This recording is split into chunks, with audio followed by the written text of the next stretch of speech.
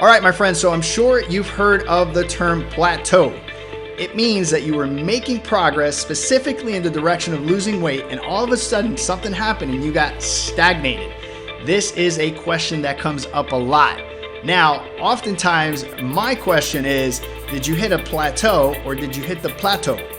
The word plateau in Spanish, P-L-A-T-O, means plate. Did you hit the plate?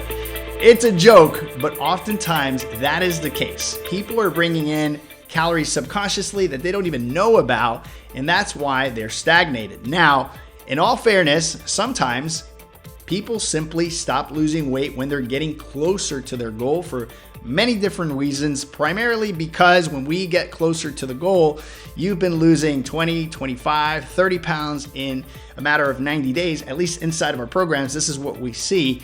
And when you get closer to that goal, your body is almost accustomed to the deficit and it starts to slow down because your body is metabolizing foods differently. Other times, it simply is because our bodies have compensating systems or buffer systems that protect us from anything that's abrasive. And so while the body is trying to figure out if it's something healthy or if it's something that it should push back on, it sort of keeps us in a stagnation period. And one of the best advice that I give my members is you just have to hang tight. If your macronutrients are balanced, if your cardio is right, if you're getting sufficient sleep, if you're drinking enough water, if everything that we created inside of your orientation is firing off the way it should, I just need you to be consistent, because sooner than later, that weight loss process and you decreasing body fat percentages will continue moving forward, but you have to be patient. These buffer systems, once again, are just there to protect us, and the body is sort of just holding back and retracting a little bit, trying to figure out if it's abrasive or if it's something that the body is going to continue to do, and it reports to the brain, to the rest of the organism, that this thing is a positive thing, and it continues down that journey. Sometimes we just need to reevaluate your caloric output. Maybe it's the lack of bringing in certain nutrients. Maybe it's a lack of creating an actual deficit within your plan. Maybe it's too much cardio and you're compensating with extra calories here and there. Oftentimes what I see, and some of the biggest offenders inside of stagnation, are fats. Your butters, your oils, your dressings, your avocados, your yolks. Fats carry a big calorie punch, and if we are eyeballing these things can easily spin out of control and put us into a plateau. Other times it's hidden carbs, right? Maybe you're consuming 25, 30 grams of carbs a day, and all of a sudden you bump that up to 45 or 50 and you didn't even realize it, and that got you into a plateau. So it's really looking at what you're doing on a daily basis and reevaluating those things. Other times I see condiments. Sometimes people are adding certain condiments that have too much sodium, and sodium retains water, and sometimes that gets people into a plateau. The one that oftentimes people don't even realize is stress. Stress is not favorable to weight loss because you secrete a hormone called cortisol. Cortisol is not favorable to weight loss, and if you're stressed because of work, because of family stuff, then it's going to be a little harder for you to lose weight, so you just need to chill out.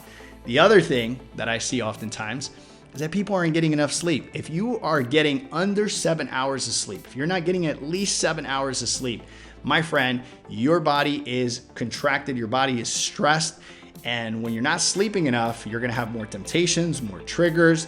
You're going to feel more tired. Your body's going to be stressed, and it's going to hold back. It's going to secrete cortisol, and that, my friend, is not favorable to weight loss. Today, I want to give you 4 tips to get over your plateau. If it's a true plateau, there's a lot of different things that you can do in regards to breaking that plateau. Now, implementation is everything. So I'm going to give you a broad idea of how to break that plateau. One of the strategies that I like to use often is fasting. Now, hear me out. Fasting seems like a very complex thing, and you see lots of videos and lots of programs on fasting. And the truth is, the complexity isn't when you're actually fasting, because fasting simply means you're not bringing in nutrients. The complexity comes in when you actually start eating, right? I still believe in the theory of, or the fact, however you want to put it. Some people sit on the camp of it's a theory, other people believe it's a fact, but I truly believe in calories in, calories out. Meaning that if you do a 16-8, 16 hours of fasting and an 8-hour window of eating, you do that fast, great. You don't eat anything for 16 hours, but then inside of those 8 hours, you actually eat 3,000-4,000 calories and you get into a surplus of calories. My friend, you're still going to gain weight. So people that are on the camp of you can fast for 16, 22 hours and then feast, I don't know about that, my friend. Oftentimes what we see is that actually fires back and people actually gain more weight. So the interesting thing with this strategy of fasting is fasting for 16 to 22 hours, which is that weight loss protocol. But then more importantly, watching what you're eating, making sure that your macronutrients are balanced out. If you're working with a coach, you're looking to create a deficit, you need to figure out what that balance looks like for you.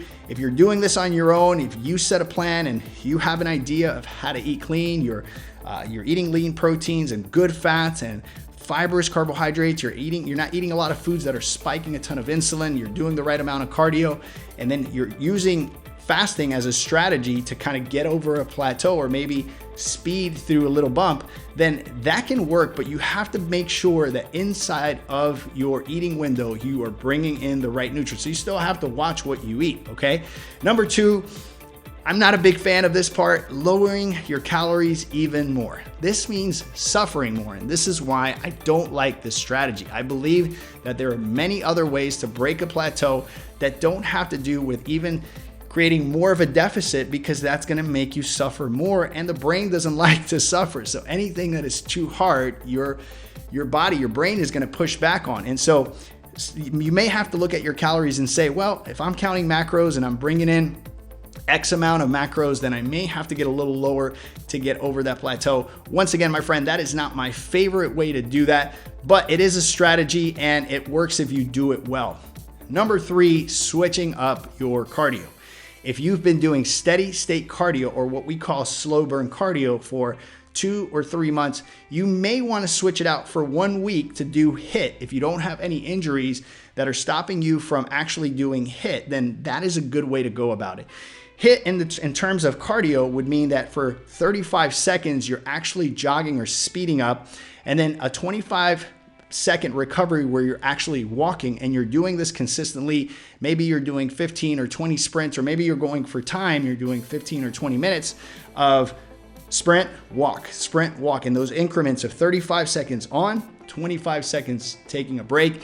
And this may bring your body over that little hump, over that little plateau. Last, and this is another one that I'm not a big fan of, last is a liquid diet. Liquid diets work simply because your body doesn't have to digest all the nutrients. It doesn't have to deploy all the digestive enzymes that it needs to break solids. And a lot of times it'll utilize that energy for better digestion. And also, when you're not eating solid things, you're going to bring in less calories in the form of soups or protein shakes, and that can create an extra little deficit and help you get over that plateau. My friend, there you have it, 4 ways on how to break a weight loss plateau. I'm here to say that everything I said today is valid, but more importantly, you need to get very true, very real with yourself and take inventory of what you're eating and making sure that you're not bringing in little subconscious calories that are actually sabotaging your diet. Because I can tell you, my friend, that 9.5 out of 10 times, it is exactly that. It's not that you've hit a plateau, but instead that Spanish word plateau, you're eating a little too much.